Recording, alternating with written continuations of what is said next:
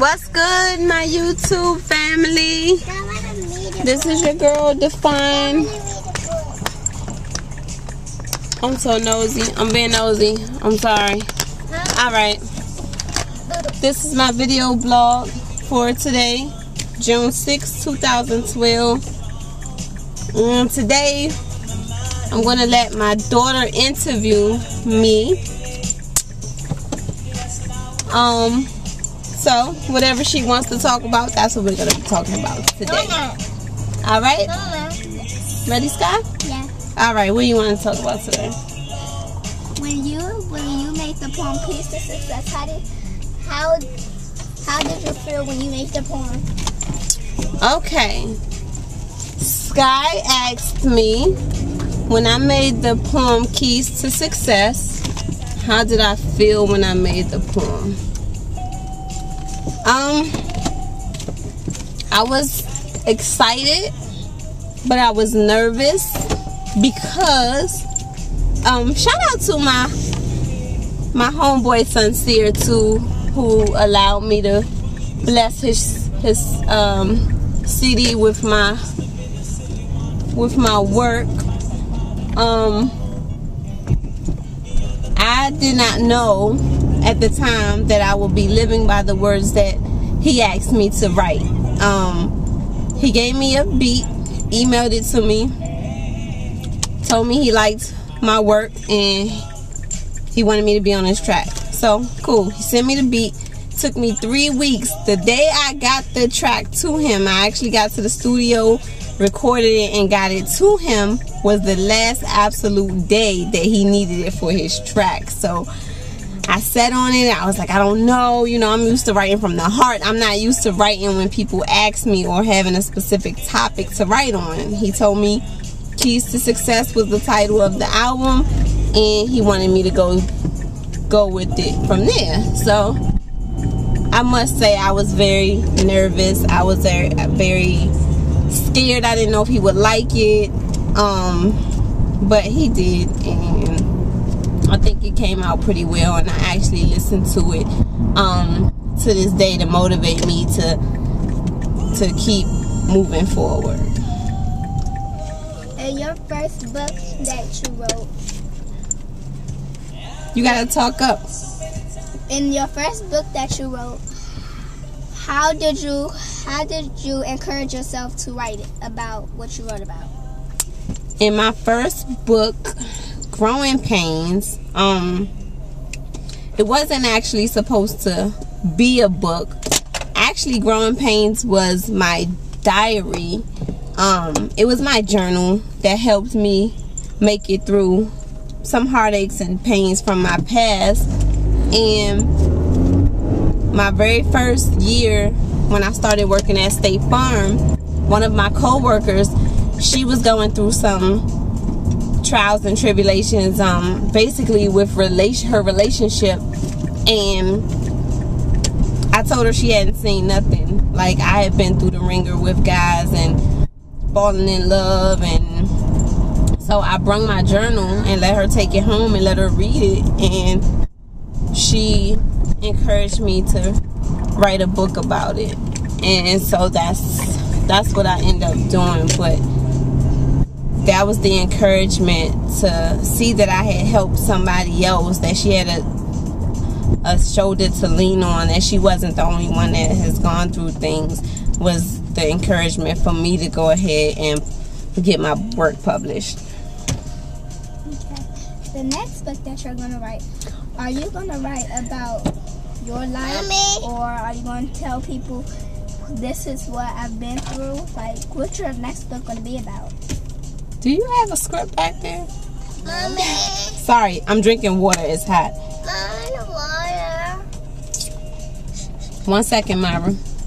Okay. My next book is a sequel. It's titled Mistress of the Metaphysical, a Poet's Diary, a Writer's Memoir. And that book actually picks up from where Growing Pains left off.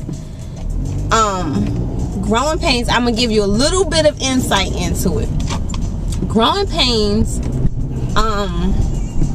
at the end of Growing Pains, I learned that God was real.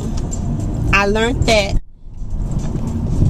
if you leaned on God, if you prayed, and if you made the first step, that God will carry you through.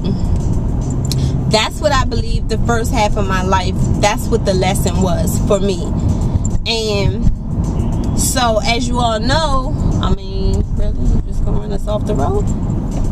So, anyway, I'm sorry, I had road rage too.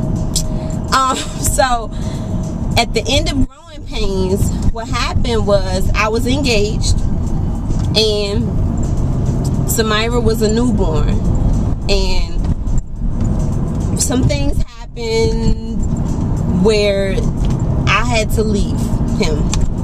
He wasn't prepared for marriage. He wasn't where I was, and I didn't see this until after our daughter was born. So in this book, it kind of picks up where I'm learning to trust God, because at that point in time in my life, I knew that there was a God, but I didn't trust that when things went wrong. Sometimes God places you in places at the time that you need to be in that place, but that doesn't mean that everything is going to be fairy tale ending from there. So this picks up where that left off, and it explains how I began to have more faith that no matter what the storm, no matter how your life shift or change, that as long as God is still in the midst, you will be okay. And that's where this book comes in at. When you wrote your book, did you have any help? Like, did you have a group of people who was helping you with it, or did you do it by yourself? Yes and no. I did not physically have people around me to help me, but people that I interact with on a daily basis, they're gonna end up possibly being a part of the book. I learned from all types of different instances, people that I've had conversations with, people that I've dealt with, I've confided in. They are all going to be in this book, because they all were pieces of the pond that helped me get to where I am today and to write my story.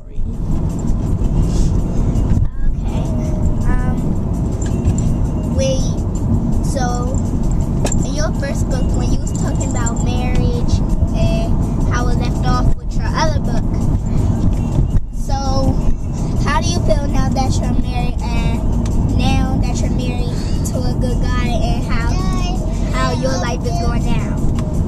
I love my life right now. I'm extremely happy with the person I married. He understands my past because he has a past of his own. Seriously, he gets on my nerves. He does, and I threaten to divorce him a lot, like maybe like once a week. But he knows, and I know that I'm not going anywhere. I love him with all of my heart. I love that he was able to fill a void in my life and my kids' lives, and I like that he has come a long way, which means that we both understand.